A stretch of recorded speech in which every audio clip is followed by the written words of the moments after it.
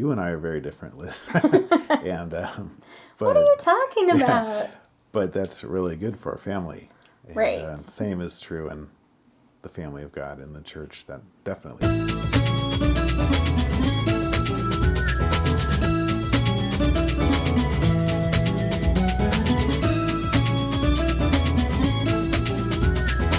Hey everybody, and welcome to Epic Everyday. I'm Liz Frerichs, and this is my husband Evan. What's up? We are so glad to be back with you guys. Yay! We missed you guys. Back from where? Oh yes, well you wouldn't know that we were gone, but we did take a break there. We recorded some episodes and then ended up spending time on the website and things like that. Much longer. We'll tell you more about it tomorrow. Yeah, tomorrow we're gonna talk about Unexpected projects. Unexpected projects and starting something new, and that's definitely applies to this journey we've been on with the podcast. But Yes. we're still smiling about it. There were some tears shed though too. It was an adventure. That's right. Yes. Anyway, so as you guys know, we work our way through the CSCs, the Tai Chi principles that we use kind of as our framework to talk about biblical principles for life, a pathway to success. Or a slipstream. A slipstream, Yeah, yes, we're I like trying that. to coin a new phrase here. We want to get into, it's like the jet stream or the ocean current or something. Something you get into a stride and it really takes you far. Yeah. More than your own. It's kind of like synergy, I guess. Where it's more than just your effort. Totally. So on Monday we talked about being calm and starting a new project in the middle of that. And then on Tuesday we talked about being surrendered and starting a new calling. And on yesterday, we talked about starting personal growth and being centered. So today we are going to talk about starting a family and being connected. Yeah. And when I say a family, I mean a group of people that you are connected to that is, kind of that biblical closer than a brother kind of stuff. Not necessarily a like, yay, now we're going to have kids or get married or whatever. Yeah, like, sure. A tightly knit group of people with a common goal. I mean, it could be your blood family, but yeah, some of them we choose though, don't we? Let's talk about some of the issues that lead us to starting a family. Okay, like some of the like why do we even want to do it? Yeah. And the first one I thought of is that it's lonely. It's hard sometimes. I mean, as someone who is not super close, like I'm very, very blessed to have you in my life and our daughters. But I don't have a lot of close people in my life, and sometimes it gets really lonely. So Yeah. it's nice when you have friends, Mm-hmm. and family. Yeah. So there's a desire to not be lonely there. Right. Yeah. I think we also have, some innate desire to be in a group. I mean, you see movies like Castaway or something where you kind of go a little crazy. And that has to do with loneliness too, but actually just the act of being alone is fairly traumatic. We're created to be social. Yeah. And you see that with babies, that whole, baby will die if they don't get enough interaction. Yeah. And I think it's so easy, at least for me, to forget that is still just as much a need for adults as it is for babies. Yeah. Like, you still need your 8 hugs a day or whatever it is, even when you get to be an adult. Yeah.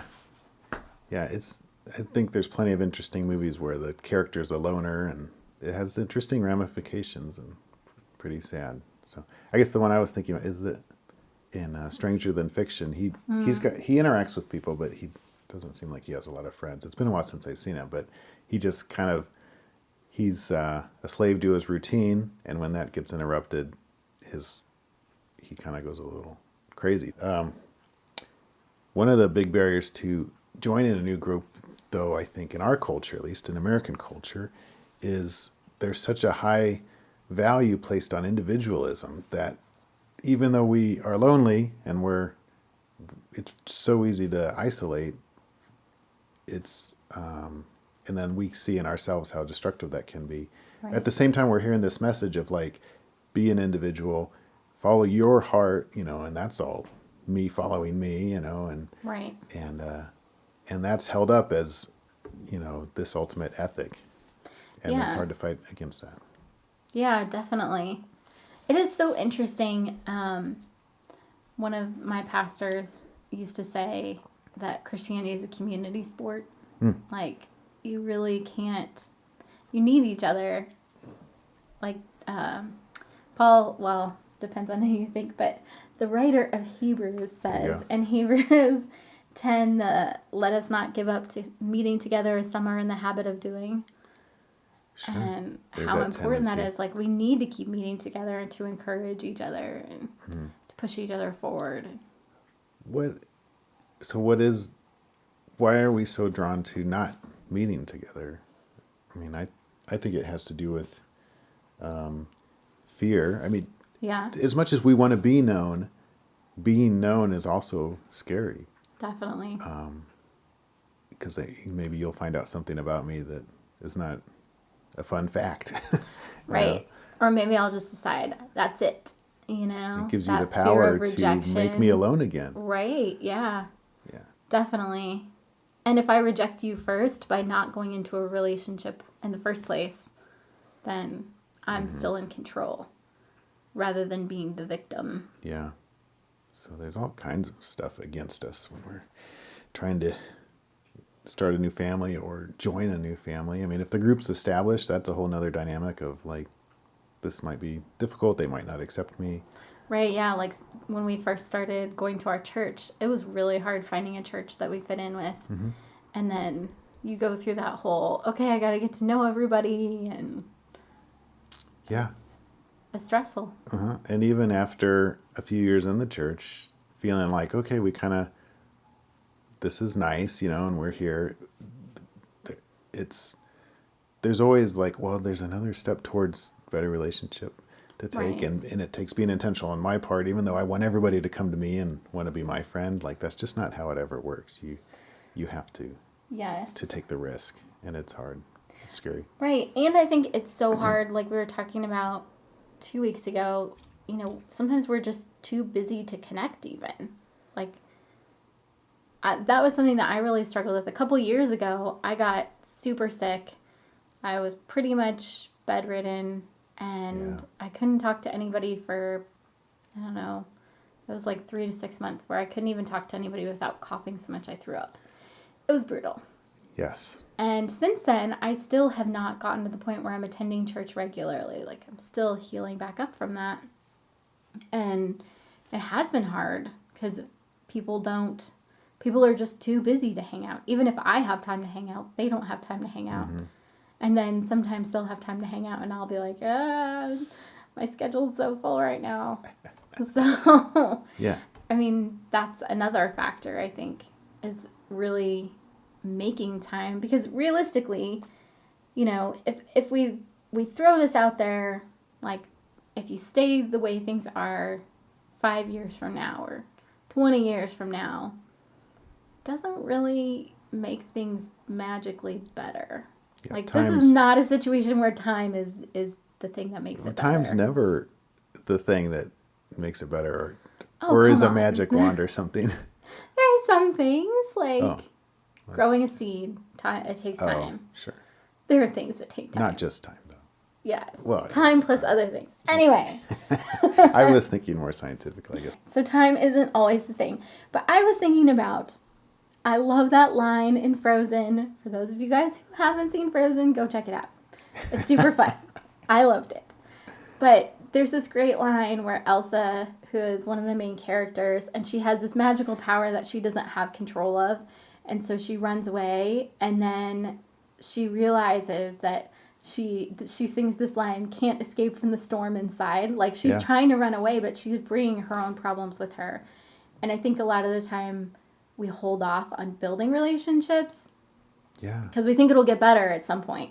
But the problem is we're bringing our hang-ups with us. Mm-hmm. Like, 20 years from now, if you don't do anything, your hang-ups are still going to be there. Mm-hmm. And you can't just sort out your hang-ups all by yourself on the desert island somewhere. Unfortunately. So that's kind of the trick is you've got to sort it out with somebody. And so, again, there's that fear of like, well, I've got to sort out my hang up with you. That means I've got to share it Right. with you, and then you've got to not reject me. And Yeah, and yeah, we're not saying run out there and sort out your hangups with, willy-nilly randos. any certain person. Yeah. Yes. Like, it could be that the safe people in your life are not your family or are not your church or are, It you know, takes a little bit of investigating. I mean, right. find out who's going to be all right. It's not Exactly. there's no like paint by numbers like this person's always okay and that person's never is, and you know Right. so, and I don't know, it's takes work. It I'd does. encourage you to try it though. Yeah, I love Brene Brown talks about vulnerability and how vulnerability is what transforms shame. And her work is just amazing. But she has this great story. I can't remember which YouTube video it was on. I think she might have been on Oprah at the time. But she was talking about how one of her tests is just to be a little bit vulnerable about something Oh simple. yeah. And so she, on her first day of school, first day she was dropping her kids off at school, she mentioned to one of the moms that she was happy that she just managed to get the right lunches to the right kids, because before she's had times where, they forget their lunches or they don't even end up with the right lunches. And the other mom was kind of like, that's never happened to me. And she was like, crossing you off my list. Yeah. So if you're a little bit vulnerable about something and somebody is just like, well, whatever, That's a you good know. idea. Yeah. Do it. Be vulnerable about something that you're not gonna get your feelings shattered over, to see how Exactly. it might go. Yeah. That's a good test. People are really different, I guess is Yeah. and so getting along, sometimes you have to push through when it's really difficult. Right. We've experienced that. Even you and I are very different, Liz. And What are but you talking yeah, about? but that's really good for our family. And Right. same is true in the family of God in the church. That definitely, you're in a group. I think we've mentioned this before. If you're in a group of people all just like you, it's not a healthy group. Right. Yeah. It's like being the smartest person in the room. It means that you are cutting yourself off from being able to grow because you don't have anybody to challenge you. So, and I think kind of what we're talking about here with that vulnerability, the other thing is you have to just be vulnerable almost for vulnerability's sake, just for the sake of the way that it changes you, not necessarily what your relationship looks like with the other person. Like that was one of the things that was really hard for me. I think I've shared on here before. It took me years after I became a believer before I could even trust God, let alone trusting Sure. anybody else. And so being able to say, I still, sometimes you'll do something and I'll be like, whoa, I don't know Yeah. if I trust my husband anymore, Right. and that's just me. Like, that's my problems. Evan's very trustworthy, in case anybody's worrying. But recognizing that being a vulnerable person is just part of who I want to be. And so when I share, when I, take the time to try to connect to people, even if they don't respond to me, it's still a benefit to me. Like, I think it's so hard sometimes when you're so afraid of being vulnerable because you shut down every time somebody rejects you. So you shut down a little bit more, shut down a little Yeah. bit more. But if you come at it from the perspective of, I am doing this because it's part of who I want to be, regardless of how anybody responds to it, that helps so much. Yeah, I've experienced that too. Yeah, like it's a goal for me too to be because in my mind vulnerability is authentic, and again there are different personality types and maybe that's not true for everybody, but so yeah, I try to be vulnerable, and sometimes sometimes you get your feelings hurt, but that doesn't mean the other person's like just whacked you with the hammer. That Right. they're being them. Yeah. They might be totally oblivious to the Yeah. fact. Yeah. And so keep trying. Exactly. And start with that being connected to God.